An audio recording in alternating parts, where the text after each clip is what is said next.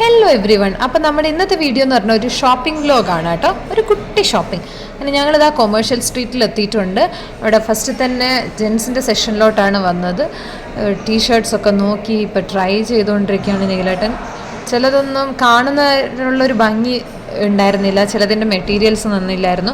ഞങ്ങൾ വീണ്ടും ഒന്നുകൂടെ ഇങ്ങനെ തപ്പി പൊതുവേ ലേഡീസാണ് കൂടുതൽ സമയം എടുക്കുന്നത് ഷോപ്പ് ചെയ്യാനെന്നാണ് പറയാറുള്ളത്. പക്ഷേ എനിക്ക് നേരെ തിരിച്ചാണ് കേട്ടോ തോന്നിയത്. 2-2.5 മണിക്കൂർ ഇതിനകത്ത് കിടന്നിട്ടുണ്ടല്ലോ. അങ്ങനെയൊക്കെ കൂടെ കുറച്ചെണ്ണം എടുത്തു. അടുത്ത സെഷനിലോട്ട് പോയി. പക്ഷേ അവിടെ ഒന്നും എനിക്ക് ഇഷ്ടപ്പെട്ടില്ല.